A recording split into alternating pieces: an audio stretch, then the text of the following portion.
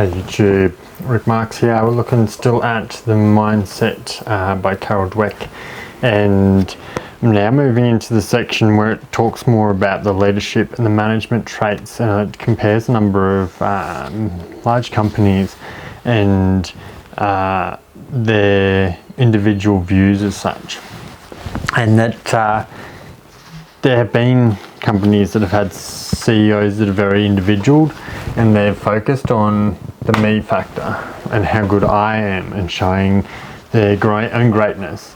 And I guess if previously I would have just seen this as the difference between a manager and a leader. A leader sees the us, the we, the team. Yes, there are a lot of individuals. Yes, there are a lot of contributors, but it's not my amazingness that makes us get there. My orchestration as a leader helps with that, but it talks about essentially putting the ego aside, and there seems to be quite a attachment that a lot of CEOs look for status, I guess, and that's a fixed mindset that look how great I am, look at all my achievements. And I've touched on it in the past where that's been perceived of myself, where generally I've just been trying to paint a picture of my past, where I've come from, to help shed light on the future and the challenges I may face going forward. And that comes down to, again, interpretation of the individual, and we all see things differently.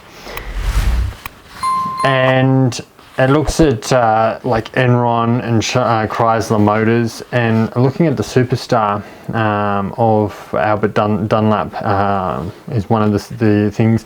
It also looks at like Michael Jackson and Michael Jordan, and it looks at whether or not it is a natural ability. And I've touched on it again before.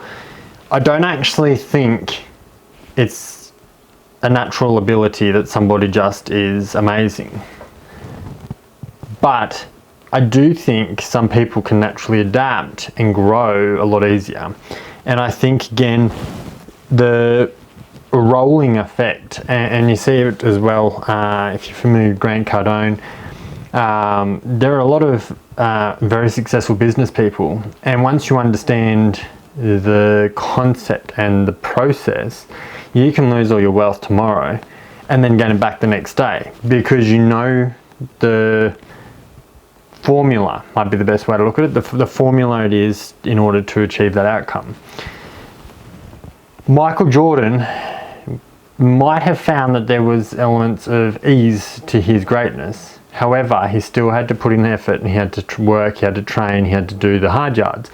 And I don't think any single person succeeds off no effort.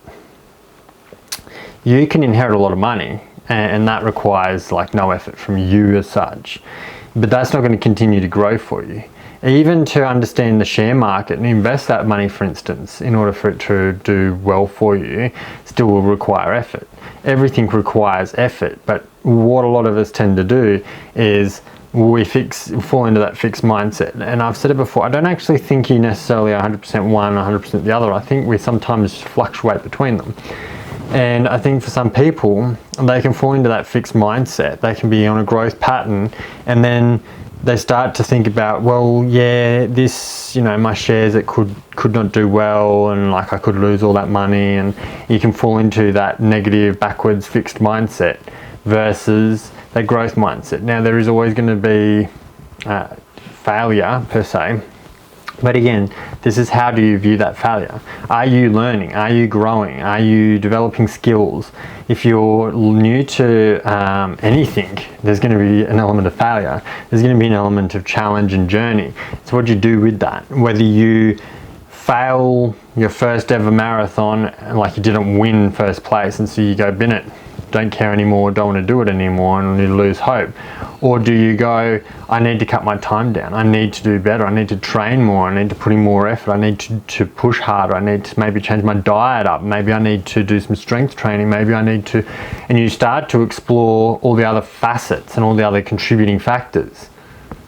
But more often than not, we fall into that fixed mindset of, well, maybe it's not for me. Maybe I'm just not made for doing this. And I don't actually think that is for anyone. We all have the same potentials. We all have the same,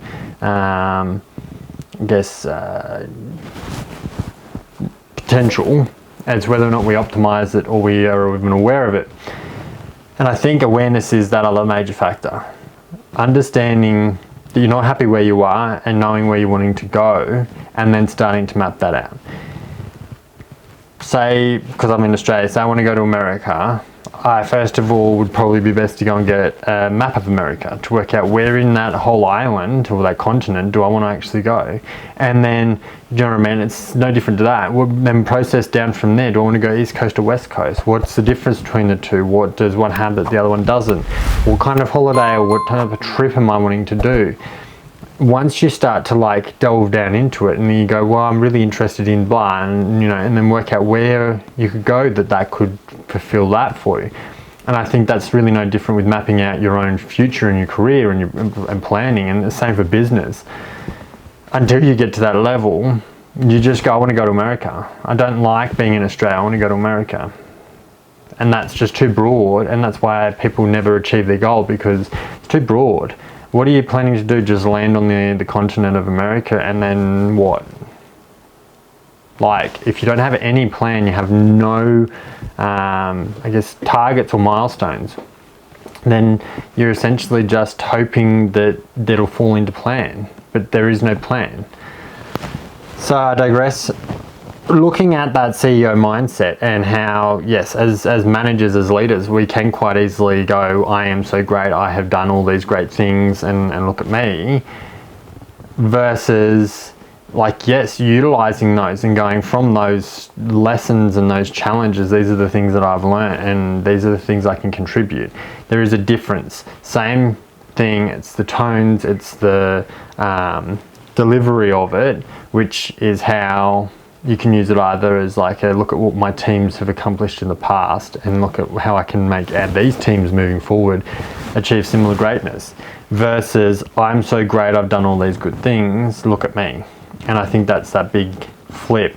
The fixed mindset's all about, I'm already amazing, I'm a natural talent, I'm naturally able to do all these great amazing things, versus the growth mindset of, I'm still learning, and every single one of these companies, all these positions that I've held before, all these other teams that I've led, have all been growth developments in my working towards my future. So I'll try to wrap it up there. I'll continue on that discussion in future videos. But as for today, you have an awesome day. Hit the like and subscribe, and you'll see me tomorrow 9 AM. Thanks for watching. Bye for now.